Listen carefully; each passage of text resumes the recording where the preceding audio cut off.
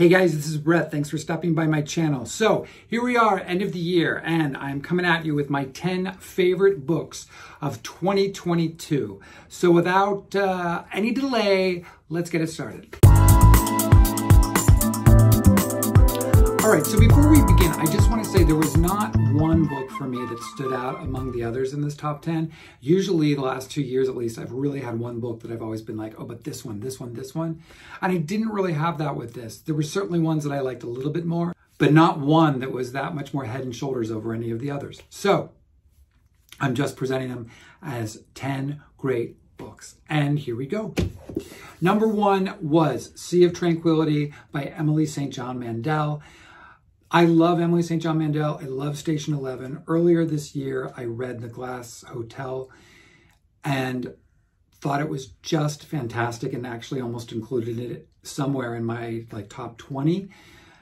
This thing was just next level. If you've not read any Emily St. John Mandel, I don't know that you necessarily have to read the previous two to enjoy this one. I don't think you do. However, characters from those first 2 books are included as they progress.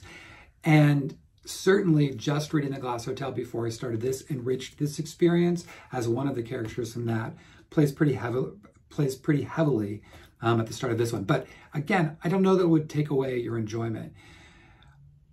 This is a very kind of metafiction book she has written. And another thing that I loved about so many of the books that I finalized and chose as my top 10 were the big swings they took creatively with their stories, and this is one of them. This really reads like metafiction, where a writer who has written a book about a disease, basically Station 11, is on a book tour when a pandemic hits and what happens. I don't want to tell you too much in case you haven't read it. It blew my mind. It's not even that long, but what she manages to pack in here is incredible. I thought this was just a fantastic book. Speaking of fantastic books, number 9 is Maps of Our Spectacular Bodies by Maddie Mortimer. Maddie Mortimer, I've said this before, I bowed down to her. I am so in awe. This is the first book. I can't even believe this is a first book. Maddie Mortimer wrote this book after the passing of her mother passed away from cancer. And this book deals with a young woman who's married, who has a small child, who is fighting cancer. The big creative swing that she takes in this is that there are chapters dedicated to the cancer itself as a character. It's amazing. It's amazing. And I'm not going to lie to you and say it's an easy read or it's a light read or it's lighthearted. It's none of those things. It is challenging at times. I bawled my frickin' eyes out reading this book, but I was truly blown away by it. Again, I cannot wait to see what she comes up with next. This deserves all the accolades it was getting this year and more so. So really exciting. Fantastic piece of literature. Number 7, Lucy by the Sea by Elizabeth Strout. I'm a big fan of Elizabeth Strout. Love all of the Olive Kitteridge novels, as well as all the Lucy novels. This one takes place shortly after her last book, Oh, William, which I thought was a great book. I think this is better.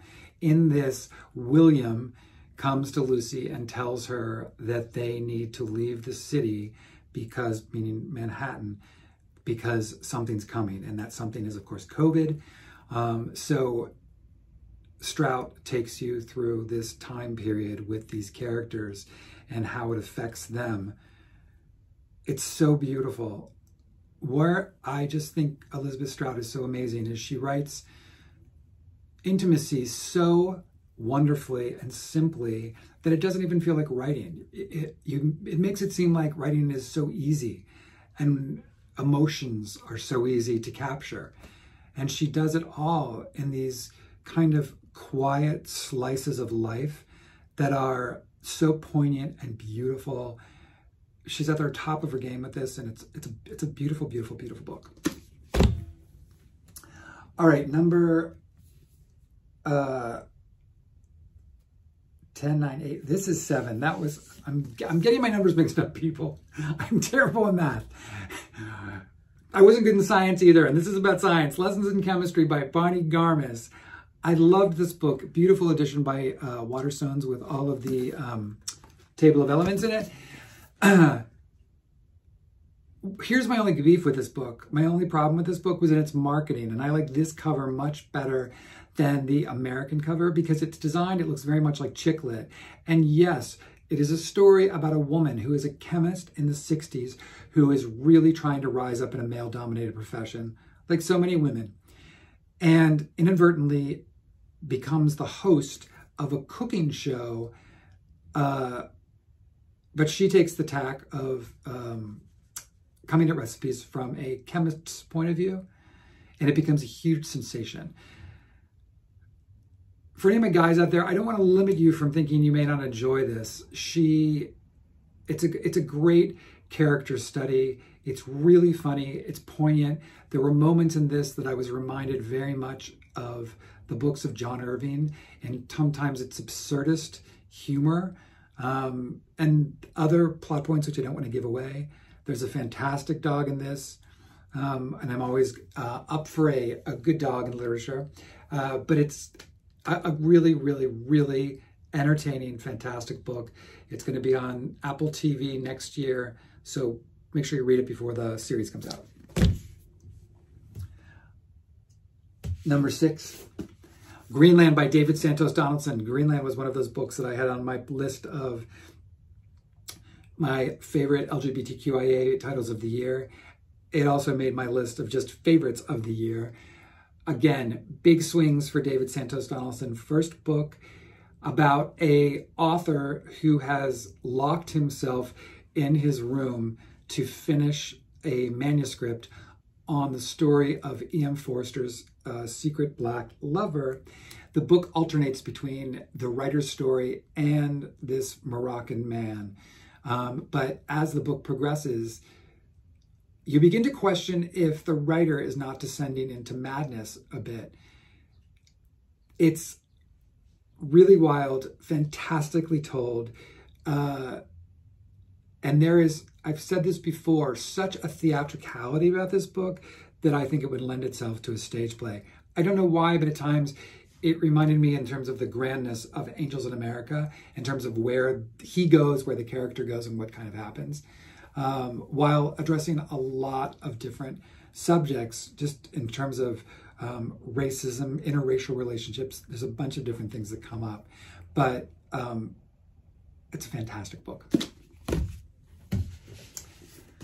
Okay, The Colony by Audrey McGee. This is my number 5. I loved this book so much, and one of the biggest bummers for me this year was when this didn't make the shortlist on the Booker Prize. I was sure this thing was going to take the entire prize, and that it didn't. I was flabbergasted. I was completely flabbergasted. It's fantastic. The story of an English painter who goes to a remote island where there are a group of Irish residents who still retain their original mother tongue, and a Frenchman who comes, who's a linguist, who is studying them and their language, and what kind of happens. And it's all about imperialism and colonization, and this boy who develops a relationship with the painter and what happens. I just thought it was fantastic. Just a beautiful, fantastic, engaging story. Great, just great. Ray Naylor's The Mountain and the Sea. This is my 4th book. Now, for those of you who are out there saying, I don't like sci-fi, Brett. Well, let me tell you, this is like sci-fi light, okay? This is about it's set in the future, some kind of, we're not really clear on the exact time, but the oceans have kind of been devastated. So it's next year. So, this scientist is brought to this archipelago that's very remote to work with a artificial intelligence to communicate with a super breed of octopus that are found living in this area, but they've already broken traditional rules of what octopus are supposed to do. Octopus are very solitary creatures. These are living in groups. So the implications for this super species of highly intelligent creatures, which are already highly intelligent, are huge, and the government wants in on it. So this scientist is kind of racing against time before the government gets there to see, you know, what they can figure out and what actually is going on. So it's a little bit of a thriller, but it's much more than that. It's really heady. I found myself highlighting so many passages. It's all about existence and who we are as people and what we do as a people in terms of destroying things and trying. It's great. It's simply great. Also on my list of LGBTQ titles was My Government Means to Kill Me. This is no surprise that this would be on this list. I have been talking about it ever since I read it. Rashid Newsom's fantastic book about a young Black man who moves to New York City in the height of the AIDS crisis, who then goes to work for ACT UP, is terrific. And what even makes it even better than it already is his use of footnotes throughout the book that give you information on the players that are involved, politics, culture, art, all of these kind of things that flesh out the book even more, make it seem even more like you're reading not just this man's story, but frankly, a biography. It's really terrific. And it's great. It's really terrific. I would highly recommend. Number 2 is Remarkably Bright Creatures, which I just kind of gave myself up, by Shelby Van Pelt. I don't know, okay, seriously, I've been on an octopus kick this year, and I'm not just highlighting books about octopus, but I loved this book so much. I listened to this on audio. It's the story of an elderly woman who works at an aquarium as a cleaner in the Pacific Northwest. She is widowed, and her son has been missing. He was in a boating accident and has been missing for years, presumed dead. So she works in this aquarium and develops a friendship with the octopus there. It is not a Disney film. The octopus does not speak to her, and you know, suddenly she's pulled into the tank and they're swimming with talking fish. However, you do get to hear the octopus's thoughts through chapters. I listened to this on audio. It is read by Marin Ireland, who I think is she's first of all a brilliant actress, but I think one of the finest readers of books that are out there. Everything she reads is gold. And Michael Urie, fantastic actor, who is also one of the stars of my show, Shrinking, which will be coming out January 27th on Apple TV. Tune in. He is fantastic as well. He reads The Octopus. It's a great listen for those of you who like audiobooks. I can't highlight it enough for you and recommend it enough. But even if you just read it, this is a wonderful, wonderful book. If you want something that's heartwarming, that's going to make you feel good, that's going to take you away for a while and maybe give you a good cry, happy tears, this is the book. Finally, a book that's everywhere and everything seems to be on all bookend lists, but for good reason. It's Gabrielle Zevin's Tomorrow and Tomorrow and Tomorrow. Loved this book.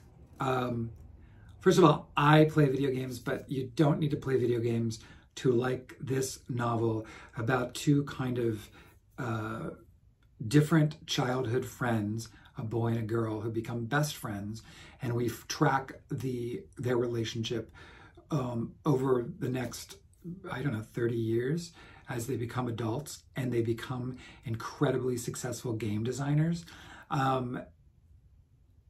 It is so well crafted. It is so engaging. These characters, you fall in love with them.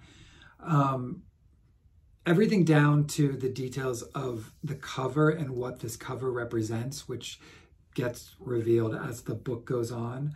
I was like, wow, because when I first picked this up, I'm like, do not get this cover. You will. I thought it was just a beautiful piece of literature. Highly recommend. So that is it. My 10 favorite books of the year. I will list them all below, of course. I hope you all have a wonderful holiday, and please let me know if what you thought of these choices, if you read some of them, if you're planning to read them, or what some of your favorites were. I would like to know. I'm planning to do something on Instagram, which I may bring into here as well, which are 10 books recommended by other people that they loved in the past year that I'm going to read in the new year. I'm going to create a challenge out of that, which I thought would be kind of fun, just because there was no way to get to everything, of course, and nobody can. So anyway, thanks for stopping by. And if you like what you see today, please like and subscribe below, and I will see you all soon.